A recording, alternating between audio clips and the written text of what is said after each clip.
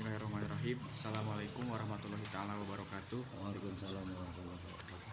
Saya Abdul Khalid, NPM 10090180799, program studi ekonomi pembangunan, akan melakukan wawancara mengenai RPJM Desa Panjalu dalam memenuhi tugas ekonomi agribisnis dan pedesaan yang diampu oleh Ibu Profesor Dr. Atih Rohayati Dariah, SEMSI. Terima kasih. Saya selaku Sekretaris Desa Panjalu, nama Ani Hamdani, SPDI, dan tugas selaku Sekretaris diangkat tahun 2015. Kita Sampai sekarang ya Pak? ya sampai sekarang. Mohon maaf atas waktunya. Ya, Sini saya akan mengajukan beberapa pertanyaan mengenai RPJM Desa di Panjalu. ya. Yang pertama, bagaimana dan apa saja tahapan penyusunan RPJM Desa Panjalu ini? Kalau ini tahapan dalam penyusunan RPJM Desa. Pertama itu pemerintahan desa mengadakan musyawarah desa, ya. Iya. Dan musyawarah desa yang dihadiri oleh kepala desa, sekretaris desa, perangkat desa, kemudian ketua BPD, lembaga desa lainnya, tokoh masyarakat dari berbagai unsur, dan masyarakat, tokoh pemuda dan perempuan. Dalam musyawarah tersebut dibentuklah penyusunan tim, ya, tim penyusun RPJM Desa. Dan dari sana setelah ditetapkannya tim penyusun RPJM Des, maka tim diberikan tugas, ya, tugas dalam hal penyusunan RPJM Des, ya, untuk 6 tahun ke depan bagi kepala desa yang telah dilantik. Ya, tahapannya dalam pertama pembentukan tim, keduanya penyelarasan, ya, perencanaan pembangunan yang ada di kabupaten. Kemudian ada pengkajian wilayah desa. Selanjutnya mengadakan musyawarah dalam menyusun rancangan RPJM Des. Setelah itu diadakan musrenbang, ya, musrenbang desa dalam rangka untuk penetapan, nantinya jadi penetapan RPJM Des untuk tugas kepala desa selama menjabat dalam satu periode, gitu, ya. Ya. Kapan terakhir RPJM Desa Panjalu ditetapkan? Kalau RPJM Des Panjalu karena dari review dulu, ya, ditetapkannya di bulan November 2014.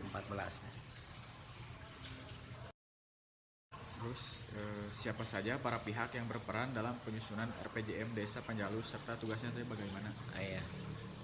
Yang berperan itu pertama, tim penyusun itu terdiri 11 orang, ya, atau tim 11 untuk menyusun RPJM Des dengan tugas-tugas, pembagian tugas dari tugas mengadakan musdus, gitu kan, ya, pengkajian, ya, musyawarah dusun, untuk bahan pengkajian. Dan setelah tersusun dari berbagai unsur untuk kegiatan pelaksanaan pemerintahan desa, maka tadi kembali ditetapkan di dalam penetapan RPJM Desa. Pihak yang berperan dalam penyusunan pertama Kepala Desa Panjalu R. Haris Riswandi, yang kemudian BPD Pak Anas, selanjutnya saya sendiri selaku bendahara, kemudian Pak Muhammad Samsa selaku kasih pemerintahan, tambah lagi Pak Rahmat Suryana selaku kasih kesejahteraan, dan Pak Ade kasih pelayanan.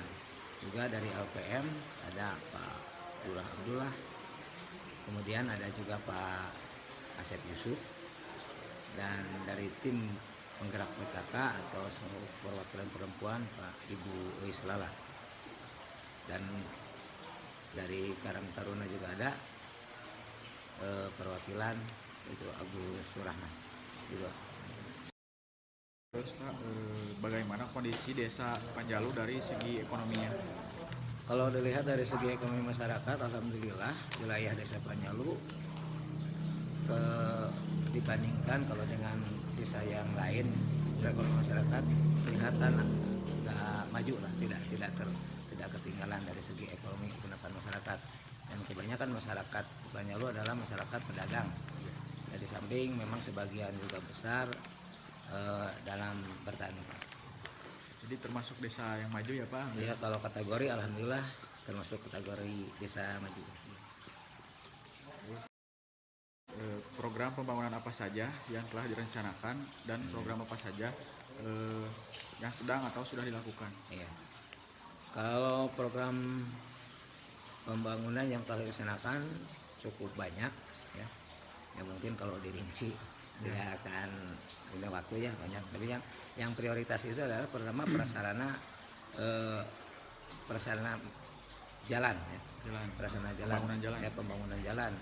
Baik itu jalan desa ataupun jalan dusun, termasuk pembangunan setiap wilayah dusun telah dilaksanakan pengaspalan gang, gangisasi. Kalau kebanyakan itu pembangunan dalam segi prasarana jalan adalah hotmix jalan, termasuk kegiatan pembangunan sarana wisata gitu ya. Karena prioritas untuk Desa Panjalu mengacu pada visi misi kepala desa itu adalah wisata yang handal gitu kan. Jadi prasarana di lokasi wisata alhamdulillah tahun ini telah terbangun, dan kalau dilihat dari ya kelas desa itu alhamdulillah sudah cukup baik gitu. Yang terakhir Pak, apa saja potensi dari Desa Panjalu ini dilihat dari segi ekonomi? Kalau dari segi ekonomi potensi Desa Panjalu cukup banyak. Pertama dari sektor pariwisata ya. Di Panjalu itu ada objek wisata Situ Lengkong Panjalu yang memang salah satu aset desa yang diunggulkan dan dibanggakan karena pendapatan dari sana untuk menopang kegiatan pemerintahan desa untuk kesejahteraan masyarakat. Karena banyak pekerjaan atau pembangunan yang dilaksanakan di desa, segi pembangunan, dari pemberdayaan, dari pembinaan itu adalah dana yang asli dari pendapatan desa kebanyakan. Di samping itu juga potensi Desa Panjalu cukup banyak. Utamanya itu ada perkebunan masyarakat, juga ada lokasi hutan desa gitu ya. Hutan desa yang dimana hutan desa di sana selain untuk penghijauan dimanfaatkan juga untuk potensi masyarakat dalam bidang pertanian. Kalau pertaniannya Pak itu pertanian apa saja? Kalau yang dominan di Panjalu itu bercocok tanam penghasil jagung. Ya, kebanyakan itu yang mayoritasnya jagung, cabai juga ada. Hampir semua untuk sayuran juga ada, cuma yang kebanyakan itu menanam jagung. Kalau itu Pak,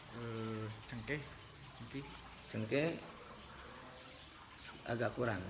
Kalau dulunya memang banyak ya petani cengkeh, tapi setelah dulu itu ada situasi perekonomian yang menurun ya, sehingga pohon-pohon yang sudah banyak itu ditebang gitu ya, dan berganti gitu.